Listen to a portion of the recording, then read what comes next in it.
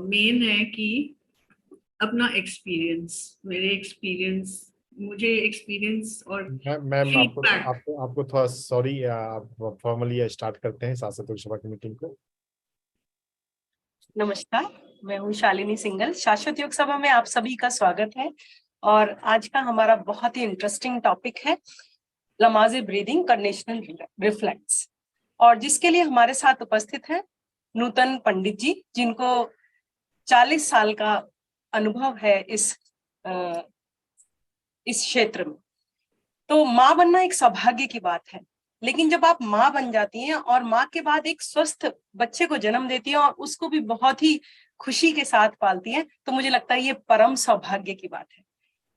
तो इस परम सौभाग्य को हम पाएंगे डॉक्टर नूतन पंडित जी से, और उनके बारे में बताते हैं कि उन्होंने सोशियोलॉजी और जर्नलिज्म की पढ़ाई की है।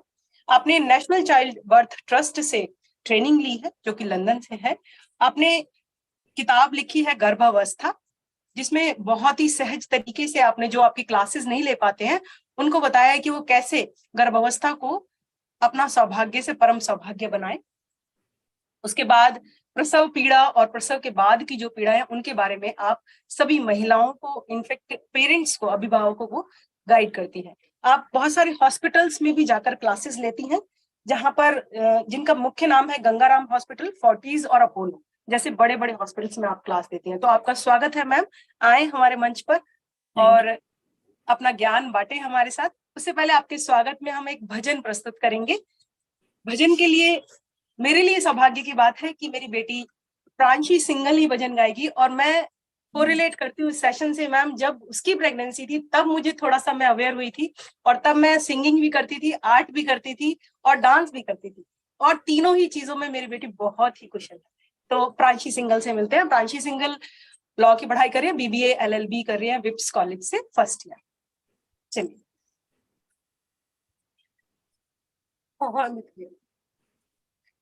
सभी को नमस्कार। भजन से शुरू करते हैं। क्या करूं क्या ना करूं ये आपदा हर बार है, क्या करूं क्या ना करूं ये आपदा हर बार है। एक तरफ है घर मेरा, एक तरफ गुरु का द्वार है। एक तरफ है घर मेरा, एक तरफ गुरु का द्वार है। घर में मेरे हैं पिता माता है बंधु और सखा। घर में मेरे हैं पिता माता है बंधु और सखा, पर गुरु के चरण में ही जी मेरा हर बार है। एक तरफ है घर मेरा, एक तरफ गुरु का द्वार है। क्या करूं क्या ना करूं ये आपदा हर बार है। एक तरफ है घर मेरा, एक तरफ गुरु का द्वार है। जी करे मेरा यहीं पर मैं जीऊं यहीं मरूं, जी करे मेरा यहीं पर मैं जीऊं यहीं मरूं। माँ के आंसू पर बुलाते कैसी ये मझधार है। एक तरफ है घर मेरा, एक तरफ गुरु का द्वार है। क्या करूं क्या ना करूं ये आपदा हर बार है। एक तरफ है घर मेरा, एक तरफ गुरु का द्वार है। कह कवि अरे मूड मत क्यों है तू यूं उलझा रहा। कह कवि अरे मूड मत क्यों है तू यूं उलझा रहा। जब गुरु है तेरे संग तब क्या है घर क्या बार है। हर तरफ गुरु का ही घर, हर तरफ गुरु का द्वार है। क्या करूं क्या ना करूं ये आपदा हर बार है। एक तरफ है घर मेरा, एक तरफ गुरु का द्वार है। एक तरफ है घर मेरा, एक तरफ गुरु का द्वार है। धन्यवाद।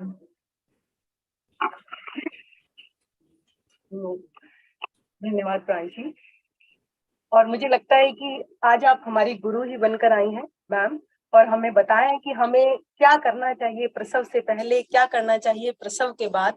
इस तरह का जानकारी दें और सबको अवेयर करें। और मुझे लगता है कि ये जानकारी सिर्फ गर्भवती महिलाओं के लिए नहीं है, क्योंकि सपना संगल जी भी आए थे सर, तो मेरा जो एक्सपीरियंस रहा था वो मुझे, मतलब हम लोगों ने ये फील ही नहीं किया था उस टाइम जब हमारी गर्भावस्था थी, हमने ये फील ही नहीं किया था कि इतना कूल भी हो सकता है, इतना काम भी हो सकता है। तो मैम ये सेशन खाली गर्भावस्था वाली महिलाओं के लिए नहीं है, सभी के लिए, जो आने वाली जनरेशन है हम उन्हें भी गाइड कर सकते हैं। इनफैक्ट मैंने कुछ लोगों को पर्सनली कॉल करके बोला जो प्रेग्नेंट लेडीज हैं कि आप ये सेशन जरूर अटेंड कीजिए, आपके लिए बहुत बेनिफिशियल है। तो ओवर टू यू मैम, स्वागत है आपका। Thank you, thank you. तो मेरा तो टॉपिक आज है लमाज ब्रीदिंग और कंडीशन रिफ्लेक्स। पर जो आपने शालिनी ने अभी कहा वो बिल्कुल सच है। एक कहावत है कि जैसे हम पैदा होते हैं वैसे ही हम अपना जीवन बिताते हैं। तो नॉर्मल डिलीवरी, शांति से डिलीवरी करना बहुत ही महत्वपूर्ण है, क्योंकि वो बच्चे को पूरी उम्र तक उसका असर महसूस होता है। बाकी हम आते हैं आज की टॉपिक पे। आज की टॉपिक है लमाज ब्रीदिंग। तो लमाज क्या है? लमाज एक डॉक्टर का नाम है, उनका पूरा नाम है फर्नांड लमाज। और ब्रीदिंग का मतलब है सांस लेने की प्रतिक्रिया। और दूसरा है कंडीशन रिफ्लेक्स। हमारा टॉपिक कंडीशन रिफ्लेक्स होता है जो चीजें हम खुद ब खुद करते हैं, बिना सीखे, बिना समझे। जैसे कि अगर आंधी तूफान आ रहा है और बहुत मिट्टी और धूल उड़ रही है, हम खुद ब खुद आंखें मीच लेते हैं, तो इसको कहते हैं ऑटोमेटिक रिफ्लेक्स। और दूसरा होता है कंडीशन रिफ्लेक्स। कंडीशन रिफ्लेक्स वो होता है जो हम आदत से करते हैं, जो हम सीख के करते हैं। जैसे कि अगर आपकी आदत हो घर पे कि जैसे बिस्तर से उठे, बिस्तर की वो चादर की तह लगाएं, तकिए को ठीक जगह रखें, या आपकी अगर आदत है कल आप कहीं किसी और के घर भी जाएंगे तो जैसे आप उठेंगे आप ऑटोमेटिकली ये करना शुरू कर देंगे। तो इसको कहते हैं कंडीशन रिफ्लेक्स, जो हम आदत से सीखते हैं। और जो डॉक्टर लमाज हैं वो एक डॉक्टर, लेडीज के डॉक्टर थे जो फ्रांस में पेरिस के शहर में प्रैक्टिस करते थे। और उनको एक बार वो रूस गए, रशिया गए, जहाँ पे एक कॉन्फ्रेंस हो रहा था जिसका नाम था साइकोप्रोफिलैक्टिक पेन रिलीफ इन लेबर, यानी कि मानसिक तरीके से दर्द ना महसूस करने की क्रिया प्रसव में। तो क्योंकि वो लेडीज डॉक्टर थे, वो बहुत लेडीज को लेबर में हेल्प करते थे वगैरह, तो उनकी इंटरेस्ट जागृत हुआ, तो वो इस कॉन्फ्रेंस को अटेंड करने गए। और जब वो रशिया पहुंचे तो उन्होंने देखा कि जो रशियंस थे उन्होंने भारत से योगियों से सांस लेने, अलग अलग तरीके से सांस लेना सीखा था। और वो उन्होंने जो कंडीशन रिफ्लेक्स के तौर के जरिए गर्भावस्थ महिलाओं को सिखाया। ऐसे उन्होंने जो ये कंडीशन रिफ्लेक्स क्या है कि एक वो होता था, वो जो होता था, सॉरी क्या क्वेश्चन आया? साइकोप्रोफिलैक्टिक पेन रिलीफ का कॉन्फ्रेंस था, उन्होंने ब्रीदिंग इंडिया से सीखा। और जो कंडीशन रिफ्लेक्स है वो जो रशियन साइंटिस्ट हैं उसके काम से सीखा। तो एक रशियन वैज्ञानिक थे, एक रूस में वैज्ञानिक थे, उनका नाम था पावलोव। पावलोव क्या करते थे, उन्होंने एक्सपेरिमेंट किया कंडीशन रिफ्लेक्स पे। वो रोज एक कुत्ते को खाना देते थे और साथ में घंटी बजाते थे। तो ये रोज रोज उन्होंने किया और करीब 14 दिन के बाद उन्होंने घंटी बजाई पर खाना नहीं दिया कुत्ते को। पर जो इसके बावजूद कि कुत्ते को खाना नहीं मिला, कुत्ते के मुंह से लार टपक रही थी, सलाइवा लार टपक रही थी, और जो कुत्ते का पेट था उसमें पाचन के रस, डाइजेस्टिव जूसेस रिलीज हो रहे थे। ये क्यों हो रहा था? क्योंकि कुत्ते ने खाने और घंटी में एक कनेक्शन बना दिया अपने दिमाग में। तो ये जो कंडीशन रिफ्लेक्स का एक्सपेरिमेंट था और जो ब्रीदिंग लेवल्स थे वो मिला के रशियंस ने गर्भावस्थ माओं को सिखाना शुरू किया। तो डॉक्टर लमाज सीख के गए वापस पेरिस, फिर वो दोबारा रशिया गए। वो गए 1953 में वापस। जब वो 1953 मतलब 1953 सॉरी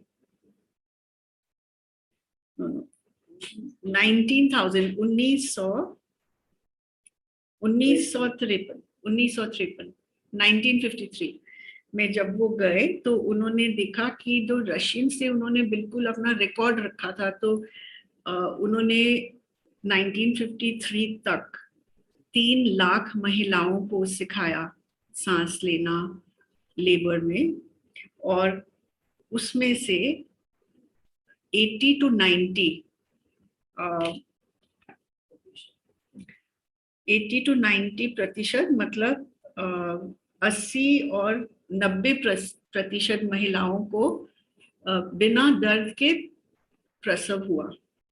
तो डॉक्टर लमाज बहुत इम्प्रेस हुए इस बात पे, और वो वापस आए अपने फ्रांस में और उन्होंने ये सिखाना शुरू किया फ्रांस में।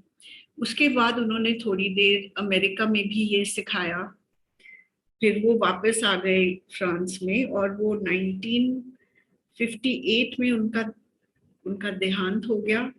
तो उन्होंने कुल करीब थोड़े साल ही सिखाया, करीब 5 साल सिखाया, और ये तरीका उनके नाम से मशहूर हो गया क्योंकि उन्होंने ये सिखाया दुनिया में। तो ये तरीका उनके नाम से दुनिया में मशहूर हो गया। ये है लमाज ब्रीदिंग।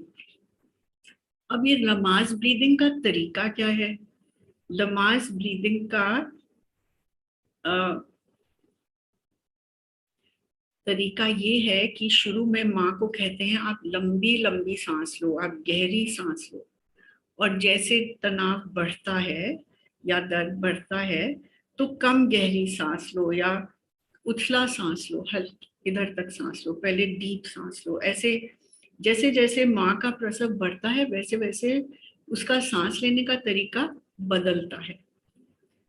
तो शुरू में मैंने ऐसे ही सिखाया कि माओ को कि आप शुरू में ऐसे सांस लो, फिर आप ऐसे हल्का सांस लो। तो मेरे को जो फीडबैक मिला माओ से, वो कई माएँ कहती थी कि आपने कहा था कि प्रसव के शुरू में ये सांस लेना है, प्रसव के बीच में ये सांस लेना है। तो जब मैं प्रसव में थी तब मुझे पता नहीं चला कि मैं प्रसव के शुरू में हूँ कि बीच में हूँ, तो मैंने कैसे सांस लेना चाहिए। तो इस कंफ्यूजन में मैंने सांस ही नहीं लिया। तो ये फीडबैक सुनने के बाद मैंने थोड़ा अपना तरीका पढ़ाने का बदल दिया। मैंने कहा आपने सांस लेना है, जो सांस आप लें आप वो सांस लें जो आपको भाए, जो आपको इजी लगे, जो आपको मन करे कि मुझे ये सांस लेने का मन कर रहा है, या मुझे वो हल्की सांस लेनी है या गहरी सांस लेनी है या कंसंट्रेशन ब्रीदिंग करना है, कैसे करना है। उस हिसाब से मैंने माओ को कहा आप ब्रीथ करिए। तो फिर वो जो माइंड का फैक्टर आ जाता था लेबर में वो हट गया और ज्यादा आसानी से माएँ सांस लेना शुरू किया उन्होंने। और मैंने देखा कि माँ को कौन सी सांस काम आती है लेबर में, उसका क्या है, मतलब क्या, क्यों माँ को, किसी को ये पसंद आती है, किसी को वो पसंद आती है, ये किस चीज पे निर्भर है। तो मैंने देखा कि ये करीब 3-4 चीजें हैं जिसपे, जो डिसाइड करती है कि माँ कौन सी तरीके की सांस लेगी लेबर में। एक तो जो माँ नॉर्मली कैसी सांस लेती है, नॉर्मल तरीके में, जैसे जब माँ प्रसव में नहीं है, जब अपने दिनचर्या में बिजी है, तो वो डीप सांस लेती है कि हल्की सांस लेती है। और माँ का प्रसव अपने आप शुरू हुआ कि दवाई देके शुरू हुआ।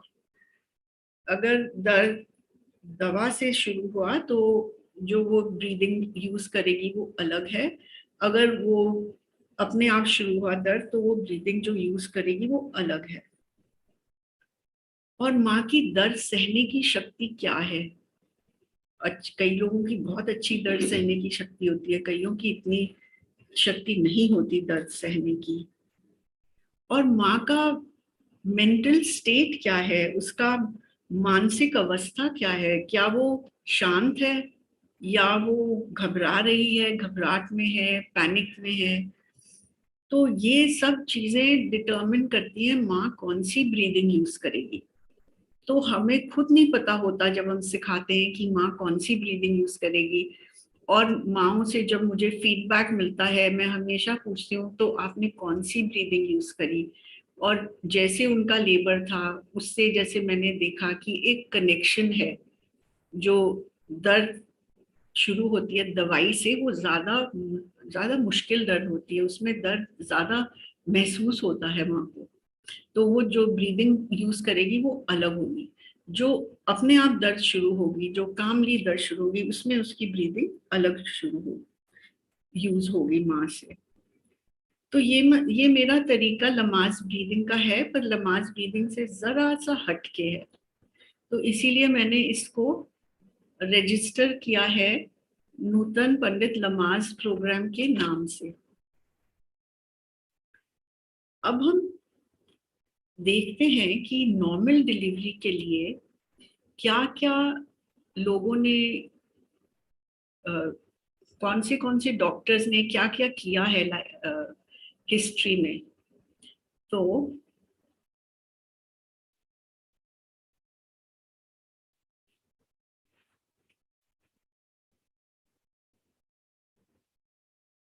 सबसे पहले तो यूके में डॉक्टर डिक रीड थे, जो 1930s में सिखाते थे।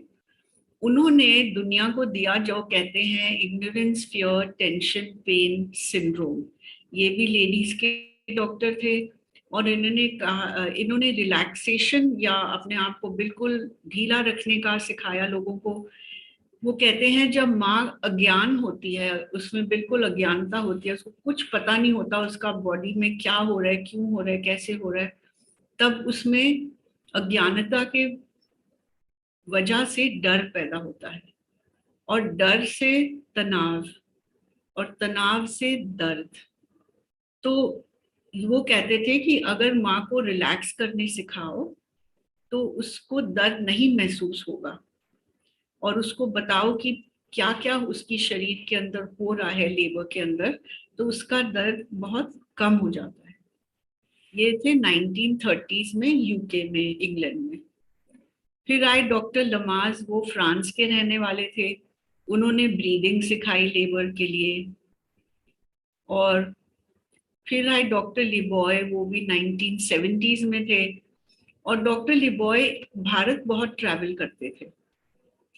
एक बार जब वो इंडिया आए, उन्होंने एक बुद्धिस्ट सन्यासी से मिले, जिन्होंने उनको कहा कि पैदा होना बड़ा दर्ददायक होता है। तो उन्होंने कहा हाँ हाँ हमें पता है, हम माँ को ऐसे ये देते हैं, वो देते हैं, ऐसे करते हैं हेल्प। तो उसने कुछ नहीं कहा, सन्यासी ने दोबारा कहा दर्ददायक होता है पैदा होना।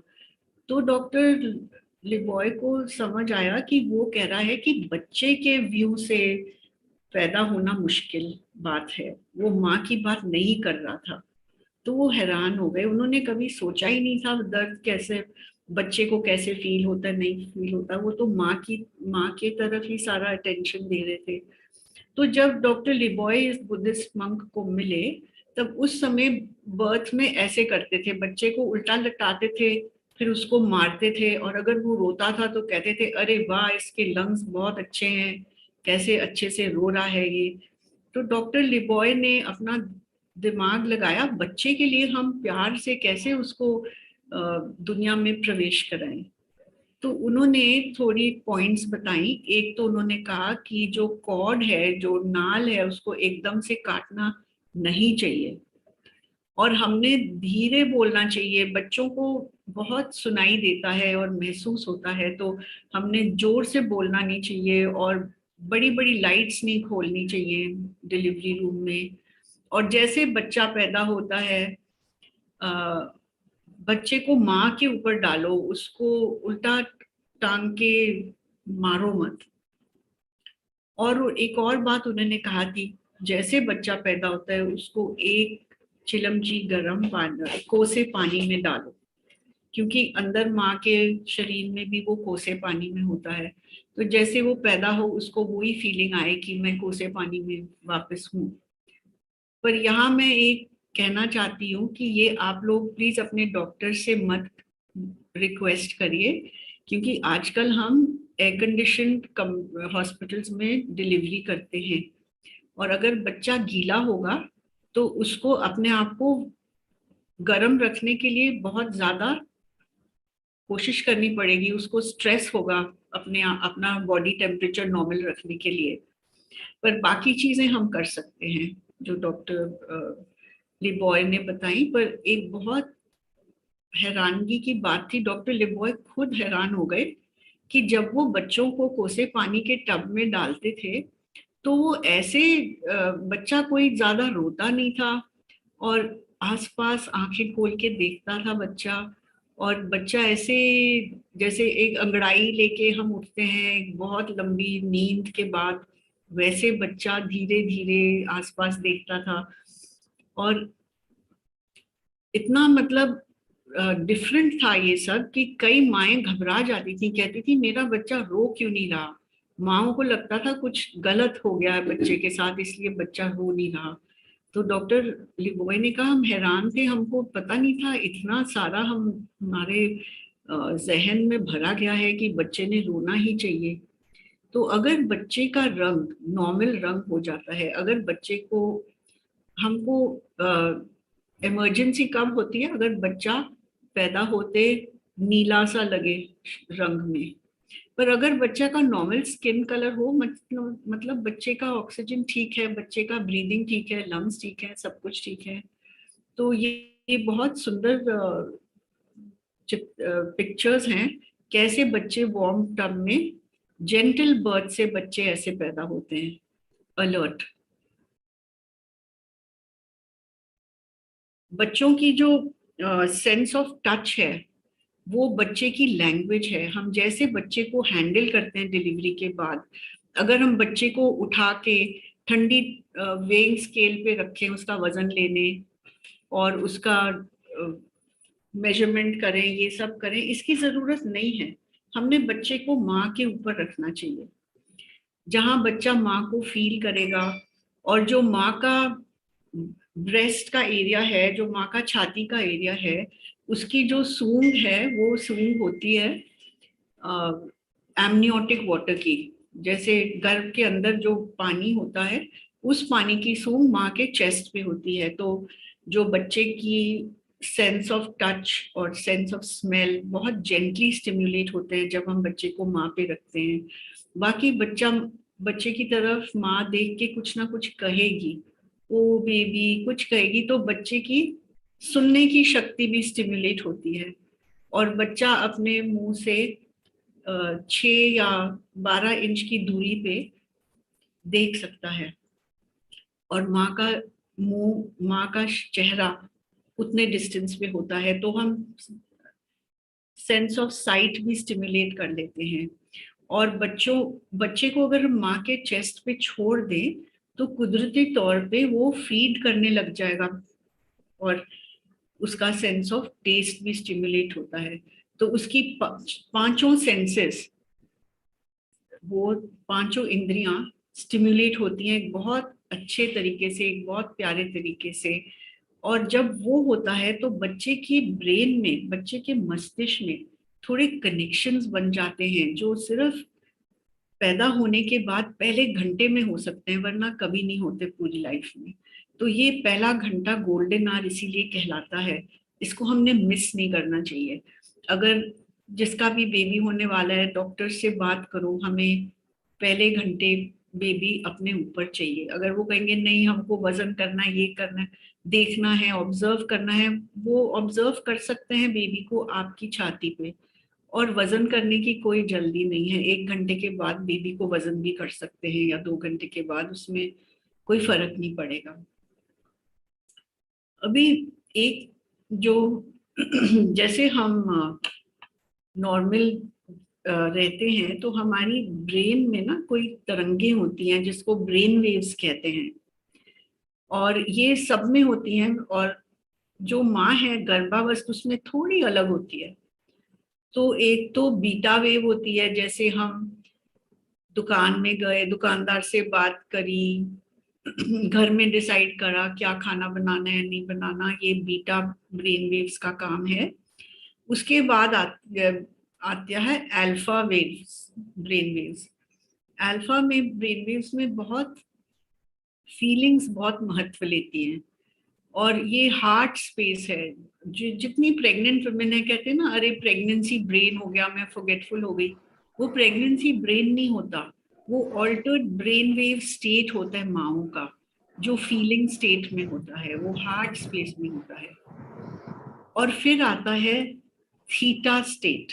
थीटा स्टेट जो हम मेडिटेशन के बाद थीटा स्टेट पे पहुंचते हैं। कई लोग बहुत सारा मेडिटेशन करने के बाद थीटा स्टेट में पहुंचते हैं। माएँ ज्यादा आसानी से पहुंच सकती हैं थीटा स्टेट में, और लेबर में भी इस थीटा स्टेट में पहुंचती हैं जब उनको हम डिस्टर्ब नहीं करते। जैसे अगर माँ का लेबर हो रहा है और हम उसे बार बार पूछ रहे हैं तुझे ये चाहिए नहीं चाहिए, अच्छा तुम्हारा एड्रेस क्या है, ये फॉर्म भर दो, ये कर दो, तो वो थीटा स्टेट में नहीं जा पाएगी। थीटा स्टेट में उसको डिस्टर्ब नहीं होना चाहिए। और ये एक स्टेट है जो हम मेडिटेशन के जरिए नॉर्मली पहुंचते हैं, पर लेबर में और प्रेगनेंसी में माँ बहुत आसानी पे इस स्टेट पे पहुंच सकती है। और फिर है नोइंग स्टेट और delta state. Delta brain waves जो होती हैं वो एक तरीके से जैसे हमें मन में कुछ चीज पता होती है, उसको हमें किसी को पूछना नहीं पड़ता, बस मन में एक क्लैरिटी होती है, एक सोल लेवल पे, कॉस्मिक लेवल पे नोइंग लेवल होता है हमारा। तो ये जो स्टेट्स अगर हम, जब माँ लेबर में है, उसको अगर हम डिस्टर्ब नहीं करें तो वो बहुत आसानी से थीटा और डेल्टा में पहुंच जाती है। उसको अपने आप पता चल जाता है मैंने क्या करना चाहिए, मैंने क्या नहीं करना चाहिए। तो इसके बारे में मुझे याद है एक मिडवाइफ ने बताया था, वो डॉक्टर, ये बाबरा हापर है, वाटर ब्रॉथ इंटरनेशनल चलाती हैं यूएसए में।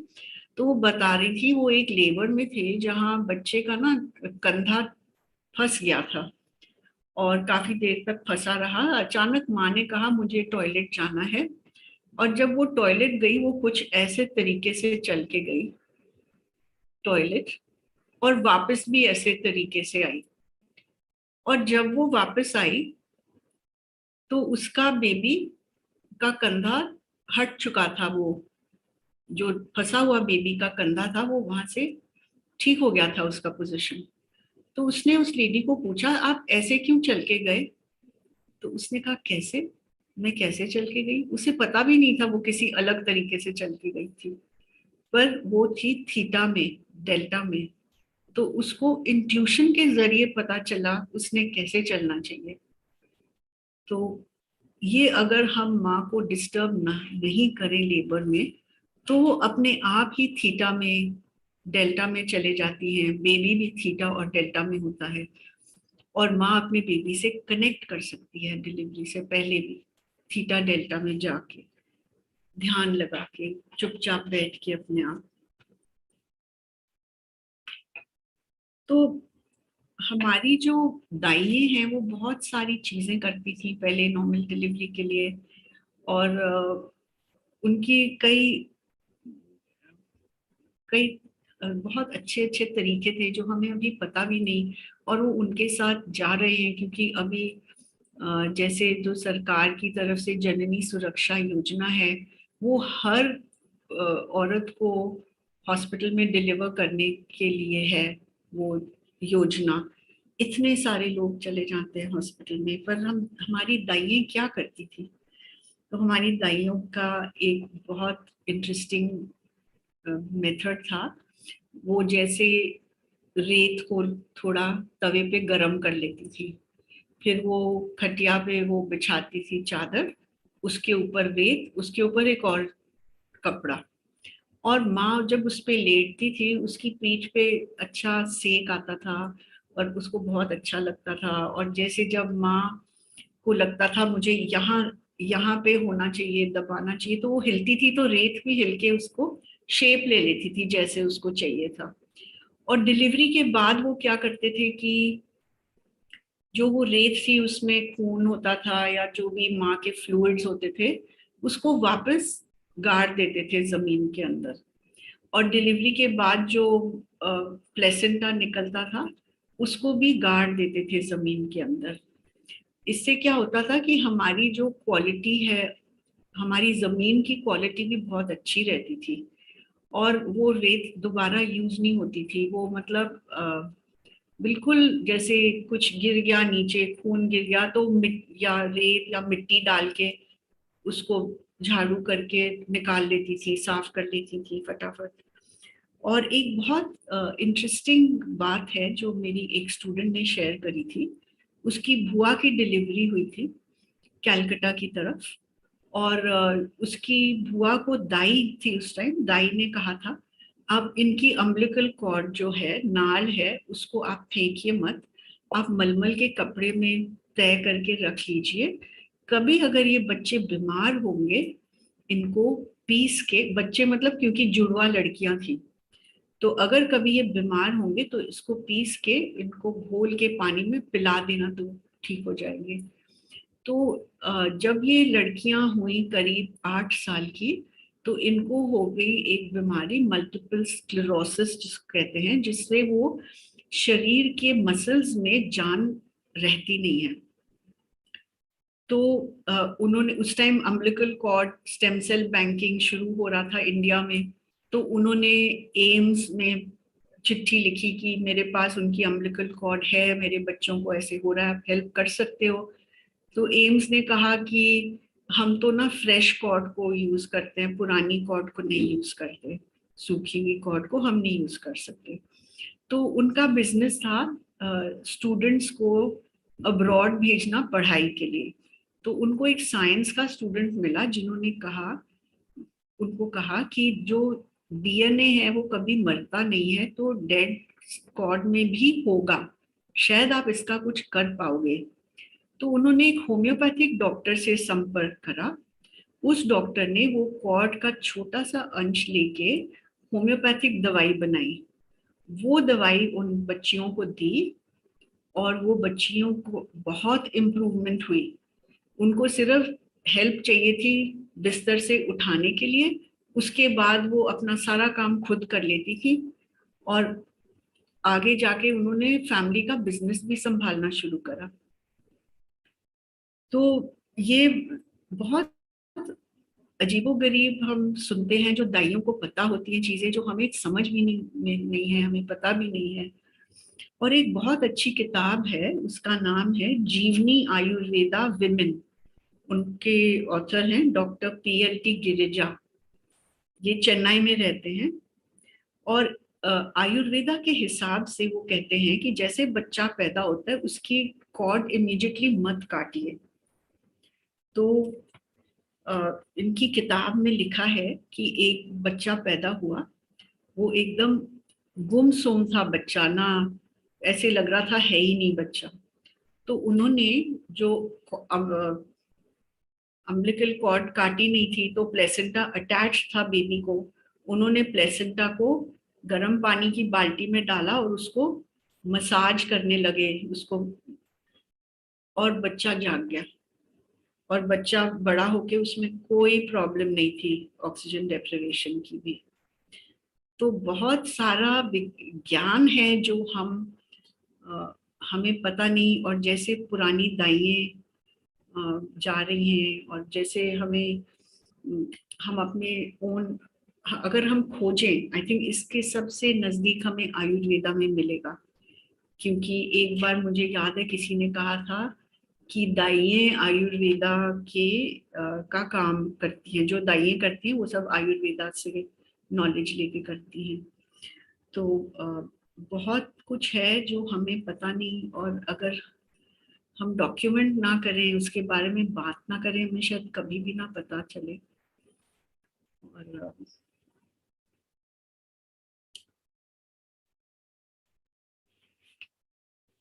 और मैं अब आपको पूछना चाहती हूँ, अगर किसी के पास कोई क्वेश्चंस हैं तो आप पूछ सकते हैं। अम्बिलिकल कॉर्ड को प्रिजर्व करने का कोई सबसे बेस्ट तरीका क्या हो सकता है मैम? अम्बिलिकल कॉर्ड को प्रिजर्व करने का तरीका जो मैंने सुना मैंने बताया, मुझे ज्यादा नहीं पता।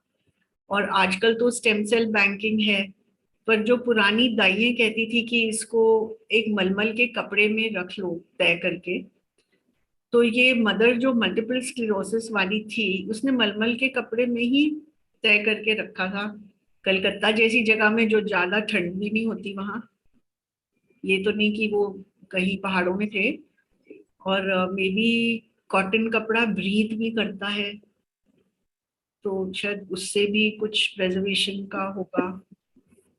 पर एक बात है कि हम ये अगर हम डिले करें कॉर्ड को कट करने की, ये बहुत इम्पोर्टेंट चीज है।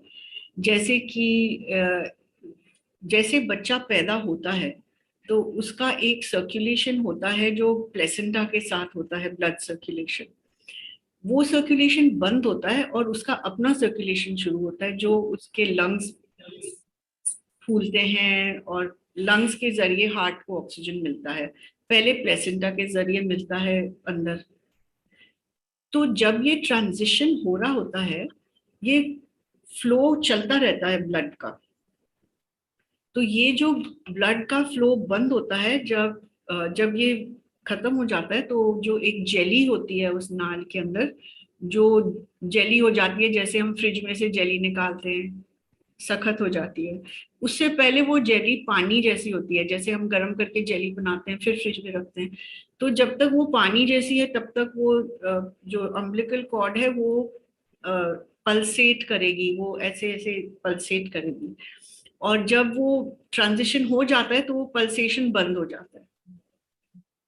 तो इतना तो हम कर सकते हैं कि हम डॉक्टर को कह सकते हैं कि आप इमीडिएटली मत कट करिए कॉर्ड, पल्सेशन बंद हो तब कट करिए। ये हम हॉस्पिटल सेटिंग में कर सकते हैं। बाकी कई लोग वो भी करते हैं, लोटस बर्थ जिसको कहते हैं, वो अम्बिलिकल कॉर्ड को जब तक वो खुद ब खुद बच्चे को नाभि से ना हटे तब तक वो उसको अटैच्ड रहने देते हैं, उसको कहते हैं लोटस बर्थ। उसका भी कहते हैं ओरिजिन इंडिया में है, पर आजकल हम आई थिंक 2-3 जनरेशन्स तो हॉस्पिटल बर्थ के हैं। पर जैसे मैंने अपने स्कूल के ग्रुप में लिखा, क्योंकि मेरी एक स्टूडेंट है जो खुद डॉक्टर है और वो MBBS डॉक्टर है। वो उसका पहला बेबी जब हुआ हॉस्पिटल में हुआ, जब उसका सेकंड बेबी हुआ उसने घर में करा दाई के साथ। तो मैंने अपनी स्कूल फ्रेंड्स के ग्रुप में लिखा, देखो आजकल के जमाने में दाई के साथ घर में पैदा किया है एक लेडी ने अपना बच्चा। तो मैं हैरान थी, मेरी 12 स्कूल फ्रेंड्स ने वापस लिखा कि हम भी घर में पैदा हुए थे। तो इतना पुराना नहीं है, मतलब 1 जनरेशन 2 जनरेशन तक हम कर रहे थे ये सब। और एक मेरी सहेली है जो अभी यहाँ पे है, एक्चुअली वो मेरी पहली स्टूडेंट है, मैं आपको दिलवाती हूँ उसे। आई कैन टर्न उनका नाम है चित्रा शर्मा। नमस्ते चित्रा जी। नमस्कार। तो ये बता रहे थे मुझे कि जब उनकी गांव में जब दाई को पानी की थैली तोड़नी होती है तो वो अपनी एक चूड़ी तोड़ देती है और चूड़ी से उसको ब्रेक करती है बैग को। तो उससे क्या होता है कि कोई इन्फेक्शन का डर भी नहीं होता, कुछ नहीं, वो बिल्कुल चूड़ी तोड़ी। और तो कितनी चीजें हैं। एक मुझे याद है, एक बार मैं एक दाई से बात कर रही थी तो वो कहती कि एक लेडी की चौथी या तीसरी बेटी पैदा हुई, तो मैंने कहा उसको मुझे अभी बता दे, अगर तुझे और नहीं चाहिए तो मैं अभी बंद करवा देती हूँ। तो उसने कहा नहीं नहीं, मुझे लड़का ट्राई करना है। तो उसने कहा अच्छा। फिर मैंने उसे कहा पर आप क्या करते अगर वो कहती मुझे बंद कराना है अभी? तो कहती जब सब कुछ खुला है मैं एक छोटा सा पत्थर डाल देती अंदर, तो उनको आगे से गर्व नहीं होता। तो ये भी एक बहुत इंटरेस्टिंग था। मैंने कहा अच्छा, ये तो बड़ा इंटरेस्टिंग है। मतलब वो एक कॉपर टी वगैरह ऐसे ही तो काम करते हैं कि वो एक हॉस्टाइल एनवायरनमेंट इम्प्लांटेशन के लिए बना देते हैं अंदर। तो पता नहीं कितनी कितनी बातें हैं ऐसी जो दाइयों के साथ हैं। और मैं तो कहती हूँ जो भी दाइयां बची हैं उनके साथ आप जो भी इस लाइन में है मिलिए, सीखिए, पूछिए क्या करते हैं, कैसे करते हैं, और उनमें बहुत ज्ञान है। वो उल्टा बेबी भी नॉर्मल पैदा कर देती है, ब्रीच बेबी जो आजकल सिजेरियन करते हैं। वंदन नूतन मैम, आपने बहुत बहुत ही एलाबरेट, बहुत ही अच्छे ढंग से पूरा बताया सेशन। और मैं बस यही एक्सपीरियंस शेयर करना चाह रही थी जो आपने बताया कि अभी इन दिनों में तो मेरा फर्स्ट बेबी भी घर पे ही दाई के साथ ही हुआ था। हमारे बहुत एक्सपर्ट दाई थी, मेरी अभी कोई बहुत ज्यादा वो नहीं है, पर फिर भी मैं बता रही हूँ कि फर्स्ट जो मेरा सन हुआ था वो घर पे हुआ था और मैं हॉस्पिटल के नाम से बहुत डरती थी। तो इसलिए मैंने दाई की बात मान के घर पे मैंने अपनी डिलीवरी करवाई थी। और इसी तरह से जो आप बता रहे हो अमली कॉट और ब्लड को उसने जमीन पे ही दबाया था सब कुछ, और बहुत आहिस्ता से मसाज करते हुए उसने डिलीवरी करवाई, न कोई टाके लिए न कुछ, और बहुत अच्छे से हुआ और रिकवरी भी जल्दी से आ गई, न कोई दर्द महसूस हुआ मुझे सन के टाइम पर भी। तो इस तरह से ये मेरा अनुभव है। थैंक यू, आपने शेयर किया। Thank you. Thank you ma'am, thank you so much. आपने इतने अमेजिंग फैक्ट्स हमें बताए। मैम थोड़ा सा ये भी गाइड कीजिए, जब आपने बताया कि बस जब तक हम लेबर रूम में हैं तो बच्चे को माँ के चेस्ट पे रखना चाहिए, उसके बाद भी थोड़ा सा गाइड कीजिए कि किस तरह से हमें 1 हफ्ता 2 हफ्ता गुजारना चाहिए कि जिससे कि हमारा बच्चा और स्वस्थ हो, या उसके अंदर जो हम संस्कार डालना चाहते हैं किसी भी तरह के तो वो रहे। पहले घंटे में माँ के चेस्ट पे होना चाहिए। और आप देखेंगे जब हॉस्पिटल में बच्चे पैदा होते हैं वो सेकेंड नाइट, दूसरी रात, उनकी जिंदगी की दूसरी रात पे वो रोना शुरू कर देते हैं। वो इसलिए रोते हैं क्योंकि वो हैरान परेशान है। उन्होंने लाइट पहले कभी नहीं देखी, सांस लेने की जरूरत नहीं थी, खाना बना बनाया मिल जाता था, अभी मुंह चला के खाना लेना पड़ता है, और आवाज उनको पसंद नहीं होती, जोर जोर की आवाज। तो वो हैरान हो जाते हैं। और जो माँ लगती है उसको लगता है ना बच्चा है, नर्सरी में है, किधर है, नानी के पास है, दादी के पास है, वो बॉदर नहीं करती। तो बच्चा वेट करता है अभी मेरी माँ आएगी, अभी मेरी माँ आएगी। जब नहीं आती है वो दूसरे दिन रोना शुरू कर देता है। और हॉस्पिटल में वो क्या करते हैं, कहते हैं अरे ये बच्चे को ना भूख लगी है, क्योंकि माँ को तो दूध नहीं उतरता, करीब 4-5 दिन दूध नहीं होता, कोलेस्ट्रम होता है जो माँ ने पिलाना चाहिए बच्चे को।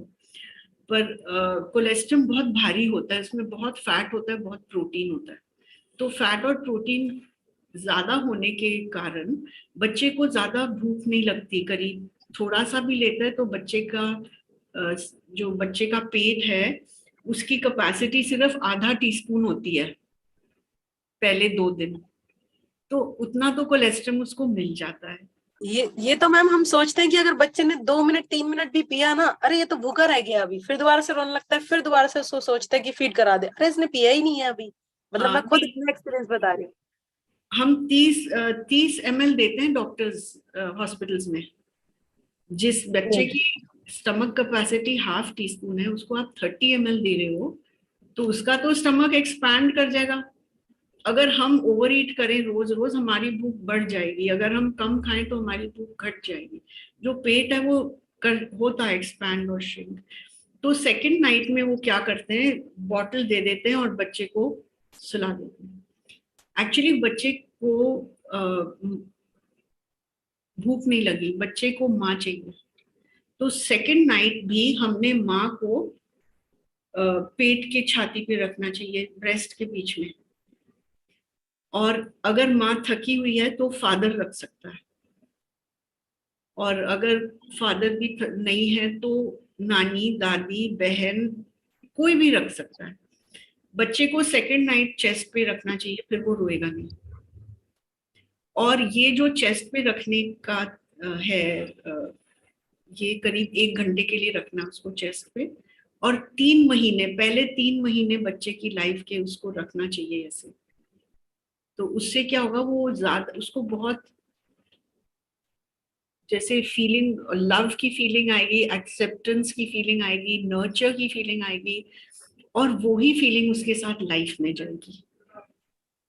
अच्छा, और मैम जैसे कहते हैं कि वर्किंग लेडीज होती हैं आजकल ज्यादा, तो अगर वो जैसे पहले 3 महीने तो अपने ऑफिस से छुट्टी ले सकती हैं, वो सब कर सकती हैं, फिर कहते हैं कि उस बच्चे को आदत पड़ जाएगी कि वो माँ की चेस्ट पे ही सोएगा, इसलिए भी बहुत सारी चीजों को हम लोग अवॉइड करते हैं कि नहीं नहीं इसको आदत पड़ जाएगी। तो उस चीज का फिर हम क्या करें, क्योंकि 3 महीने 6 महीने बाद तो वो वर्किंग लेडी। माँ के चेस्ट पे नहीं रखना तो बाप के चेस्ट पे, या नानी के, दादी के, बड़े बहन, छोटे बहन, भाई, किसी के भी चेस्ट पे रख सकते हैं। और देखिए, अगर किसी को ज्यादा लव मिले ना, वो उससे सफर नहीं करते। जिसको कम लव मिलता है वो सफर करते हैं। अगर हम बच्चे को खूब सारा लव दें इनिशियली, उसके पूरी लाइफ के लिए काफी है।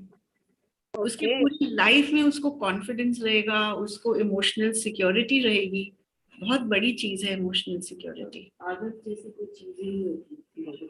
तो मैम अभी जैसे और जैसे चित्रा बता रही है, आदत जैसी कोई चीज नहीं होती इतने छोटे बच्चे को। बच्चा नहीं समझता कि मुझे डिसिप्लिन कर रहे हैं। बच्चा यही समझता है कि अगर अगर मेरे को है कोई मेरे लिए कि नई दुनिया में, ये समझता है बच्चा बस। तो मैम जैसे रात को बच्चे बहुत जगते हैं, दिन में पूरा दिन सोते हैं, लेकिन रात को इतना ज्यादा जगते हैं कि पेरेंट्स आधे तो इसीलिए परेशान रहते हैं, जब थोड़ा बड़ा हो जाता है तो खाते नहीं है, और फिर रात को जो जगते हैं बच्चे, वो एकदम ना पेरेंट्स के लिए टॉर्चर वाला हो जाता है। उसमें हमें क्या करना चाहिए? बच्चे रात को जगते हैं, हाँ, न्यूबॉर्न बेबीज खासकर, क्योंकि रात को माँ मैक्सिमम प्रोलैक्टिन हार्मोन रिलीज करती है। प्रोलैक्टिन हार्मोन से मिल्क सप्लाई बढ़ता है और माँ की सेकंड प्रेगनेंसी के चांसेस कम होते हैं, क्योंकि वो ओव्यूलेशन को सप्रेस करता है। और जब तक बच्चा 10 पाउंड का हो, तब तक वो 5 घंटे या 4 घंटे एक साथ नहीं सोएगा।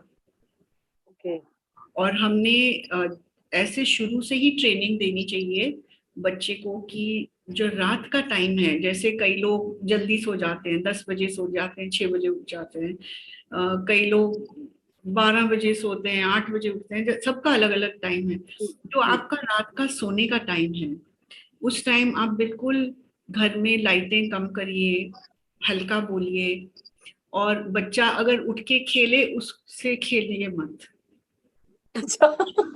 उसको इग्नोर करिए रात को, और उसको ये मैसेज जाना चाहिए कि रात का टाइम क्वाइट टाइम है, सोने का टाइम है। अगर आप उठोगे आपके साथ कोई नहीं खेलेगा, तो बच्चे को समझ आ जाता है, और बहुत जल्दी बच्चा ना फिर जब जागता है वो प्रेफर करता है मैं दिन को जागूं, जब सब लोग मेरे से मिलते हैं, बात करते हैं। रात को तो कोई मेरे को घास ही नहीं डालता। तो हमने उनको देना है वो आइडिया कि ये रात का टाइम है, और ये शांत का टाइम है, और ये दिन का टाइम है, ये बातों का टाइम है। शुरू से ये देना है। पर उसको हमने रात को फीड करना है, पर उसको आई कांटेक्ट नहीं देना। आप जब बच्चा आपकी आंखों में देखेगा तो वो बहुत एक्साइट हो जाता है, उसके लिए वो बहुत एक्साइटिंग होता है। तो रात को बच्चे को आई कांटेक्ट मत देना, जो आपका टाइम है सोने का, सपोज 10 से 6 या 10 से 5 जो भी, तो 10 से 5 बच्चे पहले दिन से आई कांटेक्ट मत दीजिए, आवाज कम रखिए, लाइटें कम रखिए। और पर बच्चे को अगर दूध पीना, उसको दूध पिलाओ, पर उसके बाद खेलो मत, और दूध पिलाते समय भी ज्यादा आंखों में मत देखो, ऐसे Okay. दूध पिलाओ। एंकरेज नहीं करना है। ठीक है। हम राजलक्ष्मी मैम से बात करते हैं और मुझे लगता है कि मैम शायद ये भी हमारी कुछ हेल्प कर सकते हैं। नमस्कार मैम, राजलक्ष्मी मैम नमस्ते। जी, आप कुछ अपने अनुभव हमारे साथ शेयर करना चाहेंगी या सेशन के बारे में कुछ बताना चाहेंगी? सेशन के बारे में thanks for the useful tips, very informative, thank you. for the stimulant this thing, no, that is very useful to stimulate the senses of the newborn baby. Right. Ma'am हम आपको देख नहीं पा रहे हैं अच्छे से। आई थिंक आप कुछ कहना चाह रहे हैं चित्रा? आप आके आ जाइए। रात में न्यूबॉर्न कई बार जग जाते हैं, but if we are not anxious and quickly giving them the feed to put to sleep, वो अपने आप से बात करके थोड़ी देर में सो जाते हैं। I've seen that just few months back with my granddaughter in US. And my son, they'll keep standing outside the door, but they don't go in. वो अपने आप कुछ करके फिर सो जाती है। You should not encourage. Yeah. अच्छा, और मैम एक बात और कि जैसे मेरी खुद की बेटी जो है वो पूरा टाइम मुझे उसकी प्रेगनेंसी रही, और जैसे जो डेट होती है उस डेट पे कुछ भी नहीं हुआ, नॉर्मली मैं बिल्कुल ठीक थी। तो फिर डॉक्टर्स क्या करते हैं कि हॉस्पिटलाइज कर देते हैं कि नहीं अगर आपने अब मतलब अगर आपने अब चांस लिया तो ये प्रॉब्लम हो जाएगी, वो प्रॉब्लम हो जाएगी, इस तरीके से बताते हैं। तो हमें जबरदस्ती होना पड़ता है और आर्टिफिशियल पेन लेने पड़ते हैं, क्योंकि मेरा जो पहला बेबी हुआ उसमें नॉर्मल था और दूसरे में मेरे को आर्टिफिशियल पेन, मतलब वो तो होता ही है खतरनाक, लेकिन आपने बताया कि वो बच्चे के लिए भी कितना मतलब हानिकारक होता है। तो उस में हमें क्या करना चाहिए अगर हमारा डेट जो है उससे ओवर हो गया है हमारा? तो जो हमें डेट मिलती है ना, वो एक एवरेज कैलकुलेशन की होती है। तो बेबी उससे 2 हफ्ते पहले आ सकता है या 2 हफ्ते बाद आ सकता है। वो अपॉइंटमेंट की डेट नहीं होती, हमने उसको अपॉइंटमेंट की डेट नहीं मानना चाहिए। अगर हम मेडिकल टेक्स्ट बुक्स भी पढ़ेंगे तो वो कहते हैं कि बेबी 2 हफ्ते अगर पहले आ जाए वो प्री मैच्योर नहीं है, 2 हफ्ते बाद आए तो वो पोस्ट मैच्योर नहीं है। तो हमने शुरू से ही डॉक्टर को कहना चाहिए कि हमें आजकल तो एस्टिमेटेड डेट भी बदलती रहती है, आप अल्ट्रासाउंड लेते हैं तो बदल जाती है, कभी शुरू में कुछ कहते हैं बाद में कुछ कहते हैं, पर जो भी आपकी डेट है अब डॉक्टर को कहिए। मैं तो बड़ी रिलैक्स्ड हूँ क्योंकि मुझे पता है ये तो एस्टिमेटेड डेट है, ये अपॉइंटमेंट की डेट तो है ही नहीं। शुरू से उनको बोलना शुरू करिए। और मैं तो बिल्कुल चाहती हूँ कि जब बेबी रेडी होता है ना, तो बेबी लेबर शुरू कराता है हॉर्मोन्स रिलीज करके मदर की ब्लड स्ट्रीम में। जब वो मदर की ब्लड स्ट्रीम में मस्तिष्क में मदर के जाते हैं तब लेबर शुरू होता है। तो बेबी जब तैयार होता है सांस लेने, खुद सांस लेने, जब वो दूध पीने तैयार होता है, जौ हिलाने, और वो अपना टेम्परेचर कंट्रोल करने के लिए तैयार होता है, तब वो माँ के शरीर में हार्मोन्स छोड़ता है जिससे लेबर शुरू होता है। तो हमारे लिए बेस्ट है कि हम तब जब लेबर खुद शुरू हो तब बेबी को पैदा कराएं, क्योंकि लास्ट जैसे 9th मंथ में बेबी 200 ग्राम वजन इंक्रीज करता है हर हफ्ते अपने शरीर पे, और अपने मस्तिष्क में बेबी के ब्रेन में 15 ml ग्रोथ होती है हर हफ्ते। इसको हमने डिस्टर्ब नहीं करना चाहिए। बेबी को अपने टाइम पे आना चाहिए। जैसे जब फल पक जाता है वो अपने आप ही डार्क को छोड़ देता है, तो वैसे ही जब बेबी रेडी होता है वो आ जाता है। मतलब अगर वो लोग इंड्यूस नहीं करेंगे तो आप 1.5 साल तो प्रेग्नेंट नहीं रहेंगे। आ तो जाएगा बेबी, कल परसों तरसों आ तो जाएगा। तो इसमें हमने ये बहुत इम्पोर्टेंट चीज है, क्योंकि आजकल ये बहुत हो रहा है कि वो कहते हैं कि अभी वो हो गया पानी। हाँ जी मैम, एक्चुअली वो यही कहते हैं कि पानी कम हो रहा है, पानी कम हो रहा है बेबी को। पानी तो कम होता ही है, जैसे बेबी बड़ा होता है पानी कम होता है, वो एक नेचुरल चीज होती है। तो वो और बोलते हैं कि अगर उसके लिए एमनियोटिक फ्लूइड अगर कम है पर बच्चा ठीक है, बच्चे की हेल्थ ठीक है, बच्चे की ब्रीदिंग ठीक है, सब कुछ ठीक है, तो हम वेट कर सकते हैं। ओके, अगर मतलब हमें वेट करना चाहिए। एमनियोटिक फ्लूइड तो वैसे ही जैसे बच्चा बड़ा होता जाता है वो कम होता जाता है। अच्छा मैम, एक प्रॉब्लम और जो हमने फेस और की अगर है बच्चा otherwise is well, we can wait. कि जॉइंटिस हो जाता है मैम बच्चों को होते ही, उसमें हमें क्या करना चाहिए? क्या हमारी गलतियां रह जाती है प्रेगनेंसी में कि इतना ज्यादा जॉइंटिस हो जाता है कि हमें ब्लड भी पूरा चेंज करवाना पड़ता है बच्चे का?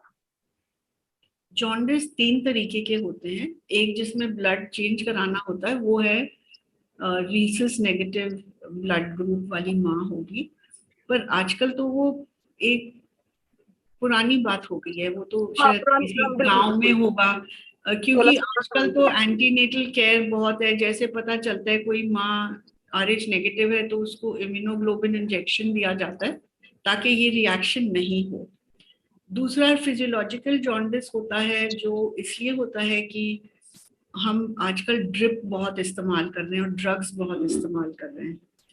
तो नॉर्मली जब बच्चा पैदा होता है उसका हेमोग्लोबिन हाई होता है, और जो एक्स्ट्रा रेड ब्लड सेल्स होते हैं वो ब्रेक डाउन होके एक्सपेल हो जाते हैं बॉडी में से बच्चे के स्टूल के साथ, पहले स्टूल के साथ। पर अगर हम ड्रिप देते हैं तो अननेचुरली स्ट्रॉन्ग कंट्रैक्शंस होती हैं, एक्स्ट्रा ब्लड जाता है यूट्रस में, जल्दी जल्दी कंट्रैक्शंस होती हैं, तो बेबी को ना ही अपना वो jaundice sorry red blood cells कम करने हैं, पर बहुत सारे रेड ब्लड सेल्स को डिस्ट्रॉय करने का काम होता है बेबी की बॉडी को, और उनका बाय प्रोडक्ट जाके लिवर में बैठ जाता है, और वो लिवर इतनी सी लिवर है, उसको एक्स्ट्रा रेड ब्लड सेल्स भी निकालने हैं, और अगर माँ को कोई इंजेक्शन दिया हो सोने के लिए या कुछ करने के लिए, उसके भी बाय प्रोडक्ट्स लिवर में जाते हैं। तो ये over use of medication, over use of induction की वजह से आजकल जॉन्डिस ज्यादा हो रहा है। अगर माँ की लेबर में हम ज्यादा इंडक्शन नहीं करें, ज्यादा ड्रग्स नहीं यूज करें, तो बेबी को जॉन्डिस भी नहीं होगा। और एक होता है मिल्क ब्रेस्ट मिल्क जॉन्डिस, वो उसका कुछ नहीं करना होता, वो बस पता होना चाहिए कि ये ब्रेस्ट मिल्क से है कि और वजह से है। और वजह से है तो कोई ट्रीटमेंट होगा, अगर ब्रेस्ट मिल्क से है तो कोई ट्रीटमेंट की जरूरत नहीं है, उसमें तो कोई चिंता की बात नहीं है। ओके मैम, आप कोई इसकी जगह कोई बुक सजेस्ट करेंगे इसके बारे में जो नॉलेज दे सके पूरा? मैं आपकी बुक तो है ही, गर्भपात आपकी बुक है, गर्भावस्था, हाँ सॉरी, हाँ जी, वो भी हम सोचेंगे। और भी आप कोई सजेशन देना चाहें? गर्भावस्था है और क्या है, एक मेरी दूसरी किताब है, उसका है ये है question and answer on pregnancy. तो इसमें वो नॉर्मली जो लोगों को डिसीजन लेने के टाइम हेल्प करने के लिए है, और इसमें अल्ट्रासाउंड के बारे में है, और एक बहुत अच्छी चटनी है जो मुझे एक दाई ने एक बार बताई थी, जिससे मेरी 2-3 माओं के स्ट्रेच मार्क्स चले गए, उसकी भी रेसिपी इसमें है। वंडरफुल। हाँ, और वो जैसे नीम हल्दी ऐसे चटनी बना के पेट पे लेप लगाते हैं, और नहाने के पहले उसको फिर उसके ऊपर लाइट लगाते हैं, और फिर माँ नहा लेती है, फिर उससे एक्चुअली 2-3 लोगों के स्ट्रेच मार्क्स चले गए, बिल्कुल नामो निशान नहीं रहा। हाँ, तो हमारे टाइम पे पहले जो बच्चों के आंखों का अंजन जो बनाया जाता था वो नीम के की बाट से ही बनाया जाता। हमारी मदर ने बनाया था, नीम के जूस में बाट को भिगो के और देशी गाय के घी के साथ वही मतलब बाहर से जो काजल डाला जाता था, तो वो आंखों के लिए अंजन का काम करता है। पर अभी जो रिसेंटली होता है ना, डॉक्टर्स ये कहते हैं नहीं काजल तो लगाना ही नहीं, तो अभी जो बहुत सारे पेरेंट्स हैं जो बन रहे हैं बच्चों के, तो वो काजल डालते ही नहीं। तो हो सकता है मे भी ये रीजन हो कि उनकी आंखों में इतना वो नहीं, हम मतलब पहले वालों के तो ऐसा करते थे, ऐसा। जी बिल्कुल, हाँ। ऐसी पुरानी बहुत सारी चीजें होती हैं। एक्चुअली ये इतनी चीजें हैं ना जो हमने इनको यूज करके देखना चाहिए। जैसे 10 लोग यूज करें, फिर उनका फीडबैक लें, फिर उसका नोट करें, तो ये बहुत अच्छा काम हो सकता है ऐसा। 8:30 हो चुके हैं, 33 हो गए हैं। हम एक बार चलते हैं रंजन सर के पास। बोलिए सर। सो रंजन सर, मैंने पढ़ा जल्दी से आपके कमेंट, आप भी घर पे पैदा हुए थे, जी है ना? हाँ बहुत अच्छा। तो विश्वास बढ़ गया है, मुझे लग रहा है अब सबका विश्वास बढ़ जाएगा कि हाँ घर पे पैदा होने वाले बच्चे जेंटल बर्थ जो होता है वो ज्यादा इंटेलिजेंट होते हैं, ज्यादा स्पिरिचुअल होते हैं। बिल्कुल बिल्कुल, एक्चुअली ज्यादा